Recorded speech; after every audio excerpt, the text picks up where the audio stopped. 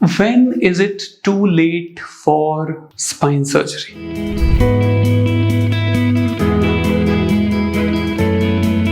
हमें ये कैसे पता लगेगा कि अब हम लेट हो रहे हैं स्पाइन सर्जरी के लिए?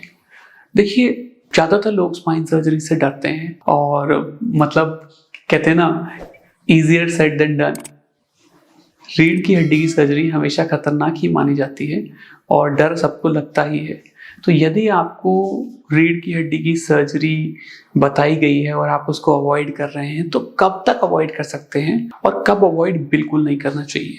कब ये कहा जाएगा कि आप लेट होने लगे? तो देखिए, जब तक आपको सिर्फ आपके हाथों पैरों में दर्द हो रहा है या हल्की फुल्की सुन्नाहट आती है जो चली जाती है वापस और कोई सिम्टम नहीं है, तब तक आप सर्जरी को कुछ हद तक अवॉइड कर सकते हैं, वो भी अपने डॉक्टर्स, स्पाइन सर्जन्स की निगरानी में। पर यदि आपकी रीढ़ की हड्डी में कोई ऐसी चीज है कि डॉक्टर कह रहे हैं कि सर्जरी करनी ही चाहिए, जैसे लेट्रिन बाथरूम के एरिया का सुन्न हो जाना, जैसे लेट्रिन का या बाथरूम का ढंग से कंट्रोल ना हो पाना, पेशेंट को कॉन्स्टिपेशन होना या फिर लेट साफ ना होना, पेशाब या तो रुक रुक के आना या फिर पेशाब आए तो कंट्रोल ना कर पाना, जब तक आपको पेशाब आए और आप बाथरूम तक जा पाए और आपको वेट करना पड़े तो 1-2 ड्रॉप निकल जाना। यदि इस तरह के सिम्टम आपको आ रहे हैं तो सर्जरी के लिए आप लेट होते जा रहे हैं। और भी सिम्टम्स हो सकते हैं। यदि आपको लगे कि आपके हाथ या पैर कमजोर पड़ रहे हैं तो आप सर्जरी के लिए लेट हो रहे हैं।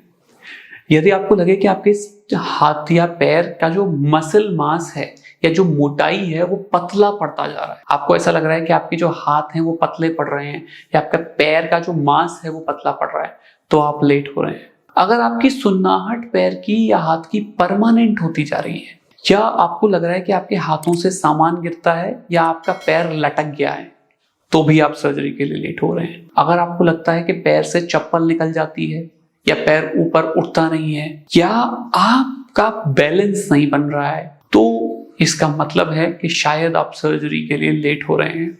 तो ये सारे वो साइंस हैं जिसका मतलब है कि या तो वीकनेस आए या लेट्रिन बाथरूम में कोई दिक्कत आए। ऐसा कोई भी साइन अगर आपको आता है, आपको अपने डॉक्टर से बात करनी चाहिए। कभी कभी क्या होता है, ये साइंस इतने डिटेल में, जैसे मैं बता रहा हूँ, इतने क्लियर कट नहीं आते। कभी कभी पेशेंट आके बोलता है कि सर मैं अपने हाथ से साइन करता हूँ लेकिन मेरे साइन मैच नहीं हो रहे मेरे बैंक में, शायद मुझे दिक्कत है। और जब MRI करते हैं तो पता चलता है सर्वाइकल में कोई बड़ी समस्या है। कभी कभी पेशेंट कहता है कि मेरे को दर्द तो कोई होता नहीं लेकिन मेरी पैर से चप्पल निकल जा रही है, तो ये बहुत छोटी बात लगती है, तो मैंने अपना चप्पल चेंज करके अब मैंने कुछ और पहनना चालू कर दिया है, मैं शायद सैंडल्स पहन लेता हूँ। पर ये सारी बातें इग्नोर करने वाली नहीं है।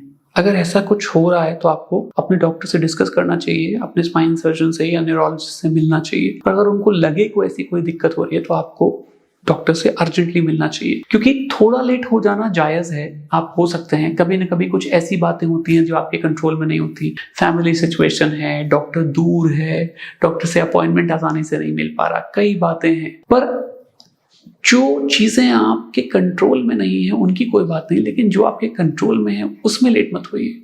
सिर्फ इसलिए लेट मत होइए कि हमें डर लग रहा था डॉक्टर साहब से मिलने से, सिर्फ इसलिए लेट मत होइए कि सर्जरी करा के क्या होगा, क्योंकि अगर ऐसा हुआ तो परमानेंट डैमेज हो जाएगा। और एक बार अगर परमानेंट डैमेज हो गया तो ऑपरेशन करके भी हम लोग आपकी मदद बहुत कम कर पाएंगे या नहीं कर पाएंगे।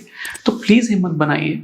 और अगर आपको लग रहा है कि आपको कोई मेजर वीकनेस, आपको हाथ पैरों में कमजोरी, बैलेंस की दिक्कत, सिग्नेचर में प्रॉब्लम, हाथों से सामान गिरना, पैर से चप्पल निकलना, हाथ पैरों में झटके लगना, ऐसा कुछ हो रहा है तो अपने डॉक्टर से मिलिए, जो भी नियरेस्ट स्पाइन सर्जन हो उनसे डिस्कस करिए और समझिए कि क्यों हो रहा है। और अगर इसका इलाज सर्जरी है तो आगे बढ़िए, हिम्मत करके करा लीजिए, क्योंकि अगर ये और लेट होगी तो डैमेज परमानेंट होता जाएगा और हो सकता है पूरा फायदा भी फिर हम ना दे पाए।